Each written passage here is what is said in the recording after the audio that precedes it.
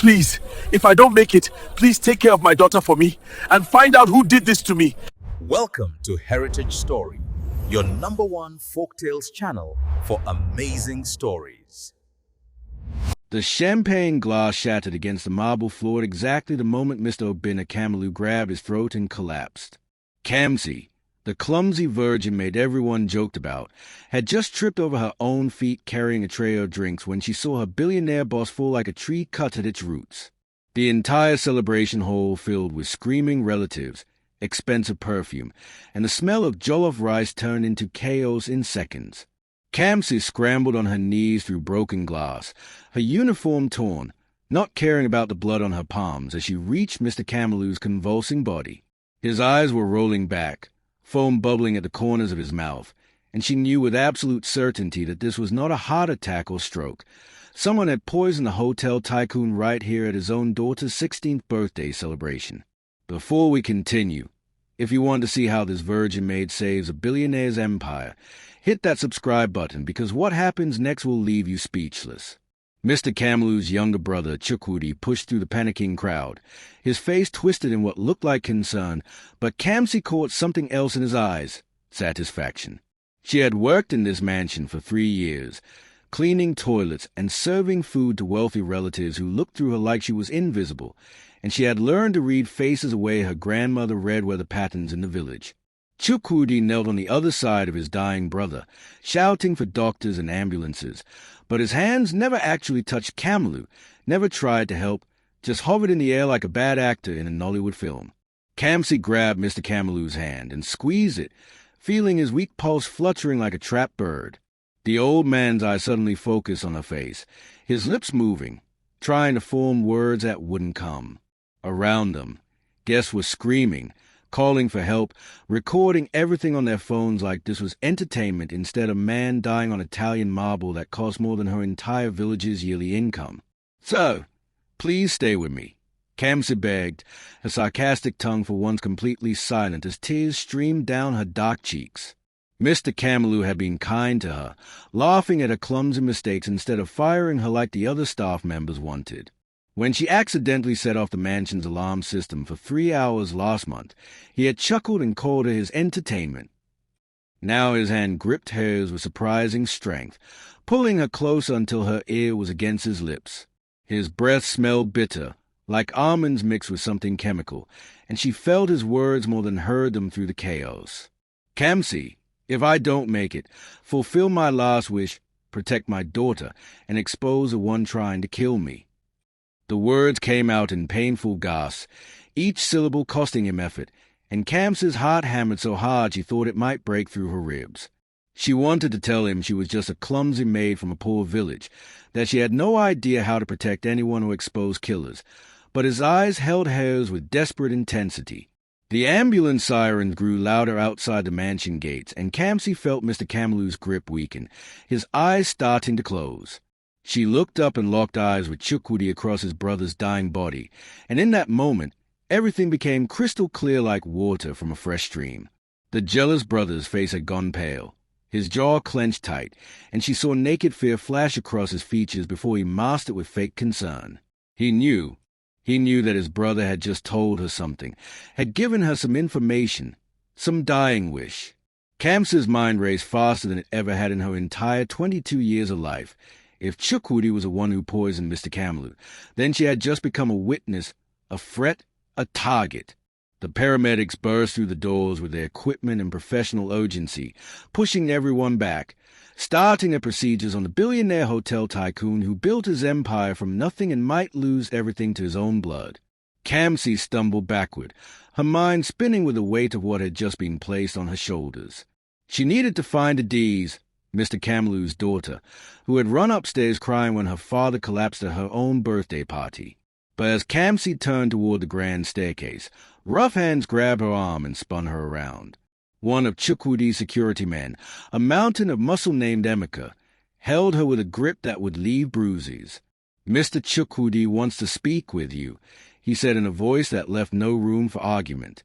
Kamsi's blood turned to ice water in her veins as she looked past Amaka's broad shoulder and saw Chukwudi staring at her with eyes that promised violence.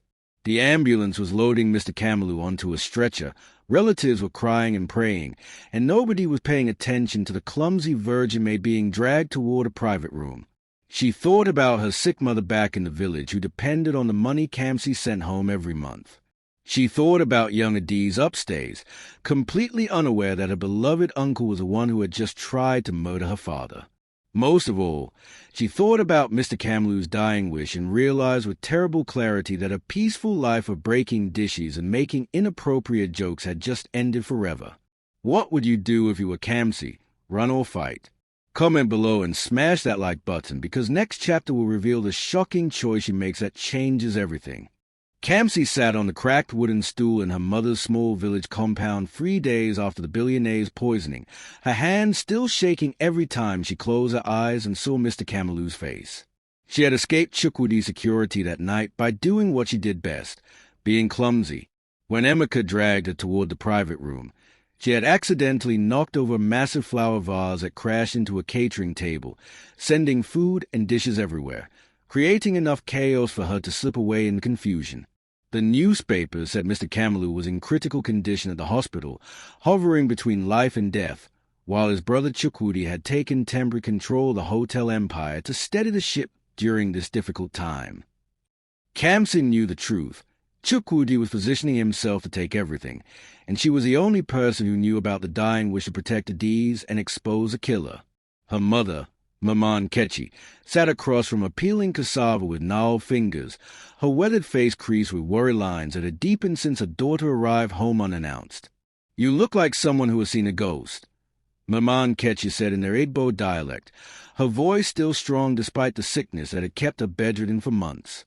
Kamsi had taken a maid job at the Camelou mansion specifically to pay for her mother's medical treatments that were working, slowly bringing color back to her mother's cheeks. Now sitting here in the village compound where chickens pecked at the red dirt and children played with handmade toys, the billionaire's world felt like something from a dream. But the fear was real, the dying wish was real, and the danger was real. Kamsi told her mother everything, the words pouring out like water from a broken dam. The poisoning, the dying billionaire, the jealous brother, the teenage daughter who had no idea her life was in danger. Mama Nkechi stopped peeling cassava and set down her knife, her eyes sharp despite her illness. "My daughter, do you remember what your grandmother told you before she died?" her mother asked, and Kamsi nodded, feeling tears prick her eyes at the memory. Her grandmother had been a strong woman who stood up to an abusive chief when Kamsi was just 10 years old, saving 3 young girls from forced marriage. She said that God gives the biggest battles to his most unlikely warriors, Kamsi whispered, wiping her face with the back of her hand. She said that sometimes the person who trips over their own feet is exactly the person who can sneak past the guards.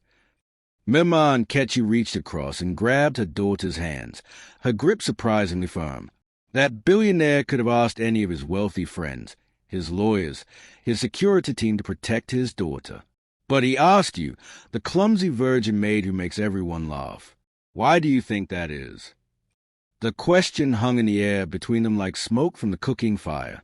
Kamsi had been asking herself the same thing for 3 days, hiding in the village while Mr. Camelou fought for his life in some expensive hospital.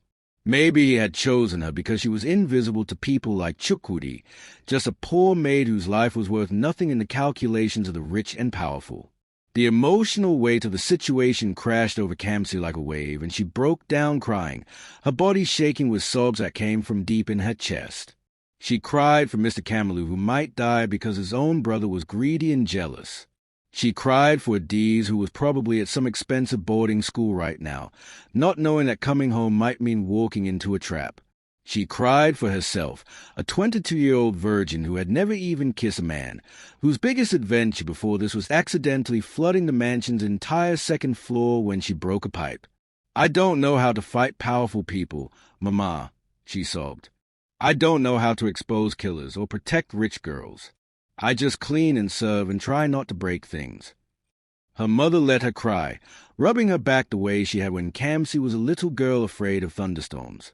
When the tears finally stopped, Mama Nkechi lifted her daughter's face and looked into her eyes with the fierce love of a mother who had sacrificed everything.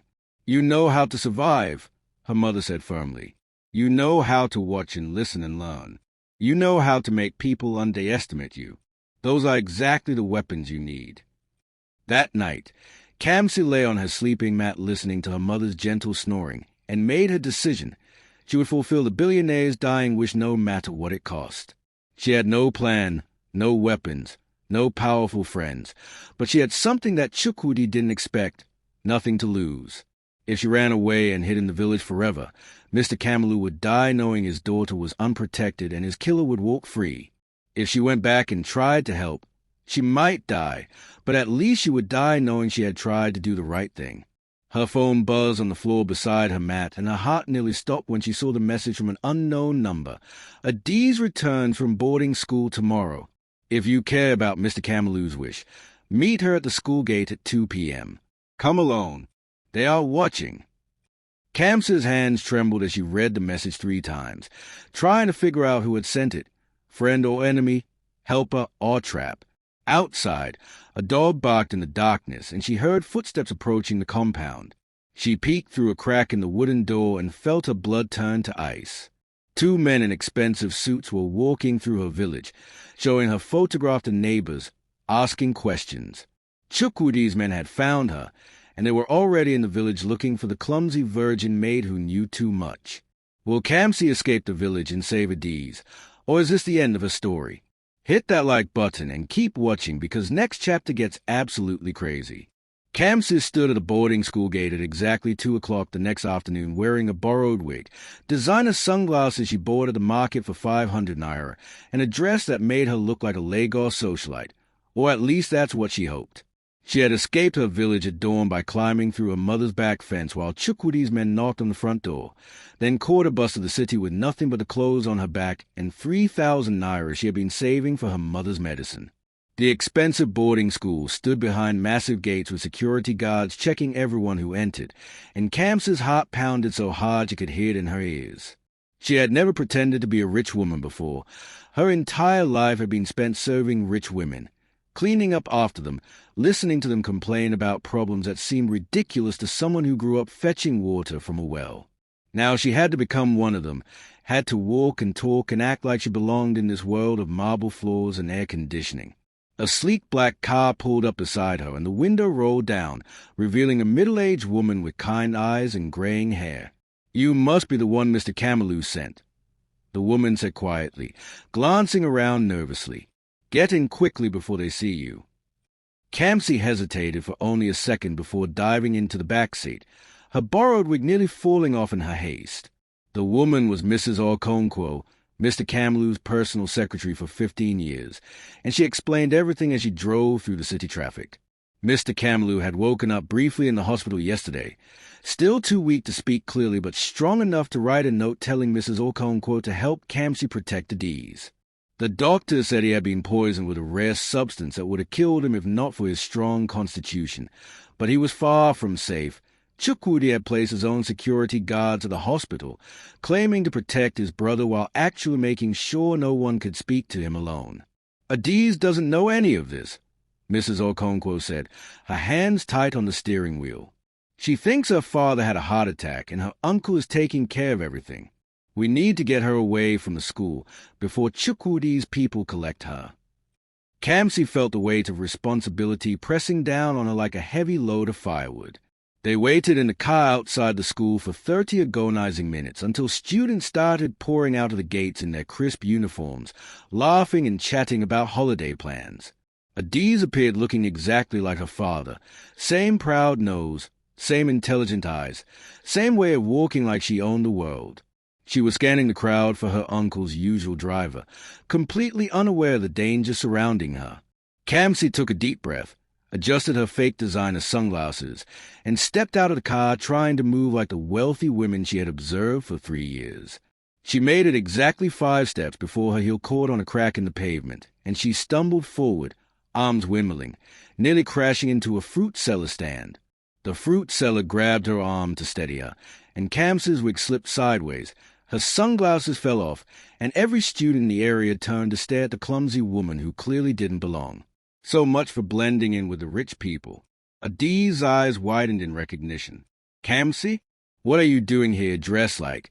The girl's question was cut off by the screech of tires as a black SUV came barreling toward them. Everything happened in seconds that felt like hours. Kamsi grabbed Adi's arm and yanked her backward just as the SUV jumped the curb where they had been standing. Mrs. Okonkwo's car roared to life and pulled up beside them, the door flying open. "Get in now," the secretary screamed. Kamsi shoved Adiz into the back seat and dove in after her, her dress tearing up the side, her fake wig flying off completely and landing in the gutter. The SUV reversed and came at them again, but Mrs. Okonkwo was already accelerating into traffic, weaving between cars like a professional stunt driver. Adiz was screaming questions. What was happening? Why was a maid here? Who were those men? But Kamsi couldn't answer because she was too busy trying to breathe through her panic. They had tried to run over a 16-year-old girl in broad daylight outside her boarding school. Chukwudi wasn't just evil. He was desperate, which made him even more dangerous. The black SUV was following them, getting closer, and Kamsi realized with horror that they weren't going to escape by outrunning the vehicle. "Turn left here." Kamsi suddenly shouted, remembering a route she had taken once when delivering packages for the mansion. Mrs. Okonkwo swung the car into a narrow market street packed with pedestrians and stalls. They abandoned the car and ran on foot through the chaos of the market, pulling Adiz along between them. The girl had stopped asking questions and started running, finally understanding that this was life or death. They ducked into a clothing shop in Kamsi, thinking fast, grabbed traditional wraps and head ties, dressing both herself and Adiz as market women. They slipped out the back exit just as Chukwudi's men burst through the front, and for a moment, Kamsi thought they had made it. Then the worst possible thing happened. She backed directly into a parked car and accidentally pressed against it in exactly the wrong way. The car alarm erupted in a piercing wail that seemed to shake the entire market street. Every head turned toward the noise, including the heads of Chukwudi's security men, who immediately spotted the three women frozen like deer in headlights. Kamsi grabbed Adi's hand and did the only thing she could think of. She ran straight toward the security checkpoint at the market entrance where police officers were stationed, waving her arms and screaming at the top of her lungs. "These men are trying to kidnap us. Help! Kidnappers! Call the police." The officers immediately moved to intercept Chukwudi's men, asking for identification, creating just enough confusion for Kamsi, Adiz, and Mrs. Okonkwo to slip away into the crowd. But Kamsi knew they couldn't run forever, and she had no idea where they could possibly hide from a billionaire's brother who controlled half the city. Where can Kamsi take Adiz that Chukwudi won't find them? Drop a comment with your guess and don't forget to subscribe because Chapter 4 reveals a shocking betrayal. The safe house turned out to be Mrs. Okonkwo's sister's compound in a quiet suburb where Bougainvillea climbed the walls and the neighbors minded their own business. Kamsi collapsed onto a worn couch in the small living room, every muscle in her body screaming from the running in fear and adrenaline that had kept her going for hours. Adiz sat in the corner looking nothing like the spoiled rich girl Kamsi had served for 3 years. Her expensive braids were messy, her uniform was torn, and her eyes held a kind of terror that came from watching your entire safe world collapse in a single afternoon. Mrs. Okonkwo's sister, a plump woman named Auntie Ngozi, brought them water and bread without asking questions, understanding in the way that African women understand when someone is in trouble. As the evening sun painted the room orange and gold, Kamsi knew it was time to tell Adiz a complete truth about her father, her uncle, and the dying wish that had dragged them all into this nightmare. The words fell heavy as stones in her mouth, but she forced them out one by one, watching the girl's face cycle through disbelief, anger, horror, and finally tears. "My uncle Chukwudi tried to kill my father." Adiz's voice cracked on the words, her whole body trembling. "The uncle who taught me to ride a bicycle, who gave me money for ice cream every Sunday. That uncle." Kamsi moved to sit beside the girl, her own heart breaking for this child who was learning that family could be monsters wearing familiar faces. She explained everything. The poisoning at the party, Mr. Camelou's whispered dying wish, the hospital situation, the men hunting them through the city. Adiz cried in the way that wealthy people cry when they discover that money can't protect them from everything, deep choking sobs that shook her thin shoulders. Kamsi held her, This girl she had served but never really known, and felt something shift inside her chest. The billionaire's daughter wasn't just a duty anymore, wasn't just a dying man's last request. She was a scared 16-year-old who needed protection, and Kamsi discovered that she would fight anyone who tried to hurt her. They sat together as darkness fell outside, two women from completely different worlds bound together by danger and trust. Later that night, after Adiz had cried herself to exhausted sleep, Kamsi and Mrs. Okonkwo sat in Auntie Ngozi's kitchen drinking tea and planning their next move. The secretary had been in contact with Mr. Kamalu's lawyers and most trusted associates, people who had suspicions about Chukwudi but no proof, no evidence that would stand up in court or public opinion. "We need evidence of the poisoning," Mrs. Okonkwo said, her tired face illuminated by the single bulb hanging from the ceiling. "Mr. Kamalu is getting stronger, but Chukwudi has convinced the family that his brother needs rest and no visitors. If we can prove the poisoning was attempted murder, we can get the police involved, get Chukwudi arrested." Kamsi's mind worked through possibilities, remembering her 3 years of invisible service in the mansion, all the things she had seen and heard while rich people forgot that servants had eyes and ears. She remembered where Chukwudi kept his private study, remembered the cameras that didn't quite cover every angle, remembered the air vent in the ceiling that she had used once to retrieve a lost earring. A plan began forming in her mind, crazy and dangerous, but possibly the only chance they had. "I need to go back to the mansion," Kamsi said, and Mrs. Okonkwo nearly dropped her teacup. The idea was insane. Walk right back into the lion's den where Chukwudi was now living like a king in his poisoned brother's home. But Kamsi explained her plan with a confidence that surprised even herself.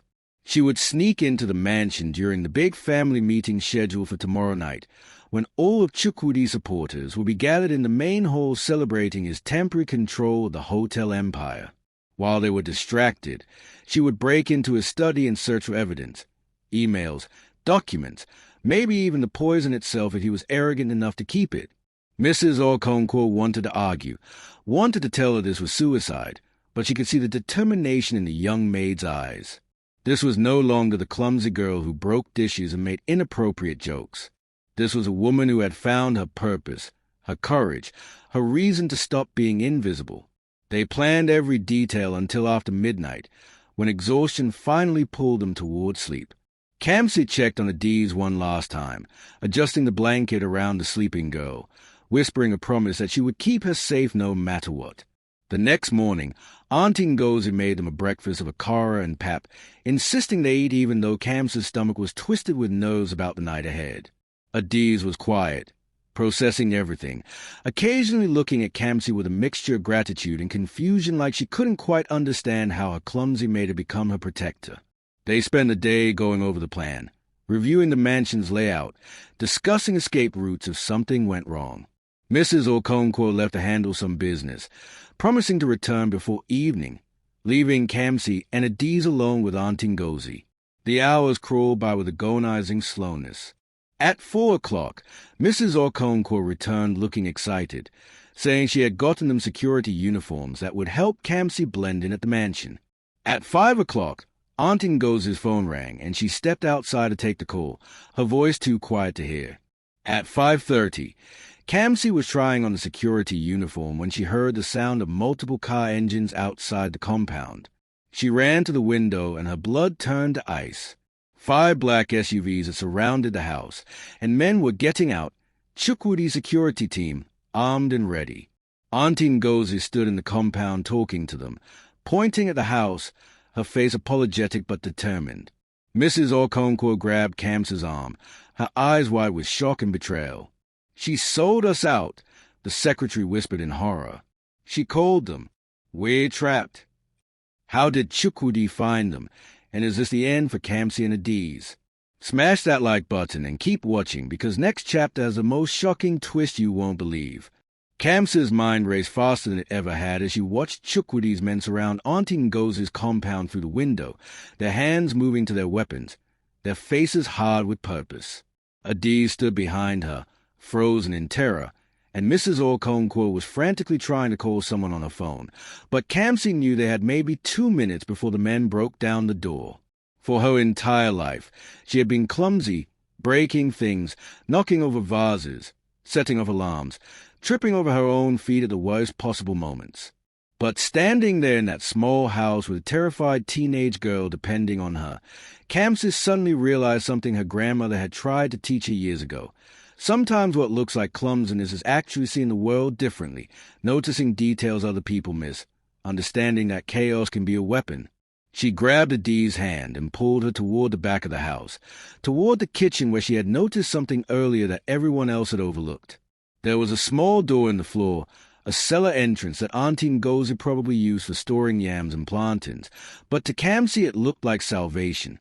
She yanked it open, shoved Adi's down into the darkness, and climbed in after her just as the front door crashed open and Chukwudi's men flooded the house.